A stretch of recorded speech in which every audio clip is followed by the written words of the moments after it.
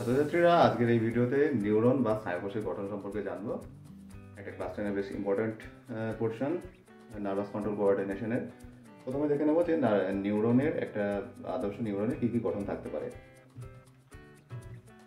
একটি নিউরন বা স্নায়ুকোষ মূলত তিনটি অংশ দিয়ে গঠিত। একদম প্রথম অংশ সেটাকে বলা হচ্ছে কোষদেহ বা পেরিক্যারিয়ন। সেকেন্ড পার্ট সেটা যে কোষদেহ থেকে নির্গত বিভিন্ন যে শাখাগুলো তার একটা ধরন, যেটাকে ডেন্ড্রন বলা হচ্ছে। নেক্সট যে শাখাটা লম্বাটে একটা শাখা দেখতে পাওয়া যায় সেটাকে অ্যাক্সন বলা হয়। এই মুহূর্তে যে ব্লিঙ্ক করা যে পোর্শনগুলো দেখতে পাচ্ছি এটা হচ্ছে কোষদেহ থেকে নির্গত বেশ অনেক বেশি শাখান্বিত ছোট ছোট যে প্রবর্ধক, এটাকে বলা হচ্ছে ডেন্ড্রন। ডেন্ড্রনের বৈশিষ্ট্যগুলো দেখা যায়। ডেন্ড্রন হলো কোষদেহ থেকে নির্গত বহু শাখান্বিত অপেক্ষাকৃত ক্ষুদ্র প্রবর্ধক। এই মুহূর্তে দেখতে পাচ্ছি আমরা যে এই শাখাগুলো অনেক ছোট ছোট কিন্তু বহু শাখান্বিত।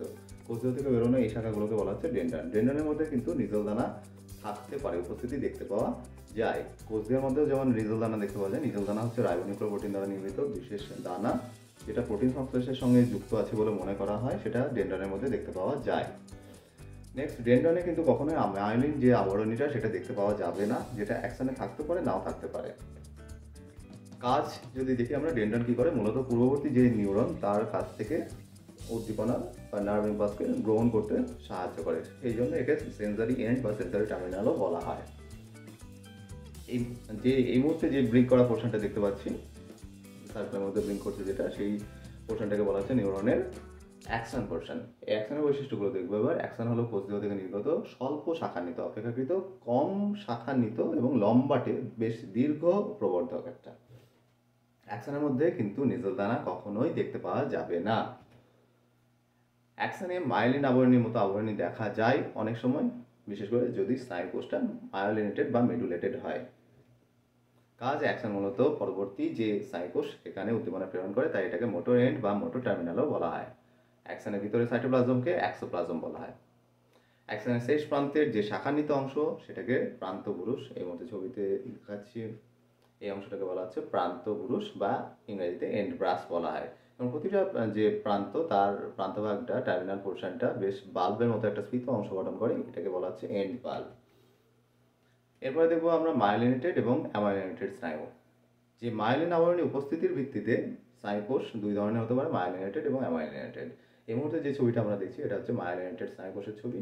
মায়োলিনেটেড স্নায়ুকোষের ক্ষেত্রে আমরা যে ঠিক অ্যাক্সোপ্লাজমের বাইরে দিয়ে যে আবরণটা দেখতে পাবো সেটা হচ্ছে অ্যাক্সোলেমা, এবং একদম আউটসাইডে যেটা আবরণ দেখতে পাবো সেটা হচ্ছে নিউরোলেমা। এবং এই দুটো লেয়ারের মাঝে যে ফ্যাট লেয়ারটা থাকে, লিপিড লেয়ারটা থাকে, সেটাকে বলা হচ্ছে মায়োলিন আবরণী। আর এই অ্যাক্সোলেমা এবং নিউরোলেমার মাঝে আটকে থাকে একটা বিশেষ কোষ, যেটা এই মায়োলিন আবরণী তৈরি করতে সাহায্য করে, সেটাকে বলা হচ্ছে সোয়ান কোষ। নিউরনের যে শেষ প্রান্ত সেটাকে একটু আগে বললাম যে প্রান্তপুরুষ বলা হচ্ছে। এর মুহূর্তে যে ছবিটা দেখছি এটা হচ্ছে অ্যামাইলিনেটেড স্নায়ুকোষের ছবি। অ্যামাইলিনেটেড স্নায়ুকোষের ক্ষেত্রে কিন্তু মায়োলিন আবরণী থাকে না, মায়োলিনবিহীন অ্যাকশন দেখতে পাওয়া যায়। উভয় স্নায়ুতে উদ্দীপনার ধরনটা, পরিবহনের যে ধরনটা, সেটা কিন্তু পৃথক ধরনের হয়।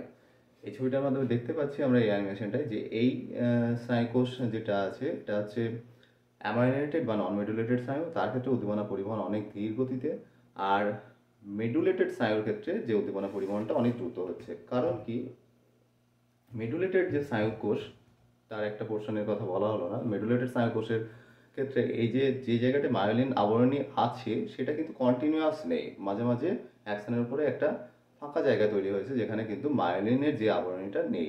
সেই জায়গাগুলোকে বলা হচ্ছে নোড অফ র্যানভিয়ার বা র্যানভিয়ারের পর্ব।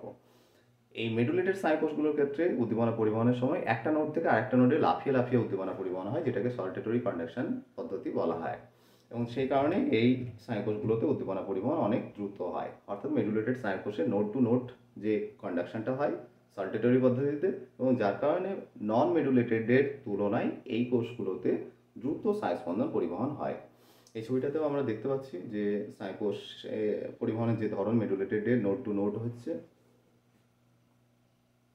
এই একটা নোড থেকে আরেকটা নোডে যাচ্ছে, আর একটা নোড থেকে আরেকটা নোডে যাচ্ছে উদ্দীপনাটা।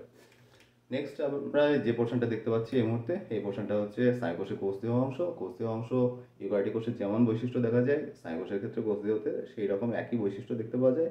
কেবলমাত্র ইউক্যারিওটিক কোষে স্নায়ুকোষ প্রাণীকোষ হলে সেন্ট্রোজোম অ্যাক্টিভ থাকে, কিন্তু স্নায়ুকোষের ক্ষেত্রে সেন্ট্রোজোম যে অংশটি সেটি নিষ্ক্রিয় অবস্থায় থাকে।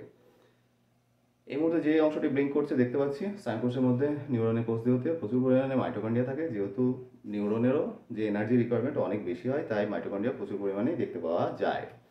নেক্সট পোর্শন ইউক্যারিওটিক কোষে যেমন একটি আদর্শ নিউক্লিয়াস দেখতে পাওয়া যায়, এর ক্ষেত্রেও ব্যতিক্রম নয়। এর ক্ষেত্রেও আমরা নিউক্লিয়াস দেখতে পাই এবং নিউক্লিয়াসটি যথেষ্ট সুগঠিত হয়। নিউক্লিয়াস ছাড়া যে প্রোটোপ্লাজমীয় যে সাইটোপ্লাজমীয় অংশ সেটাকে বলা হচ্ছে অ্যাক্সনের যে নিউরনের সাইটোপ্লাজমীয় অংশ সেটাকে বলা হচ্ছে নিউরোপ্লাজম।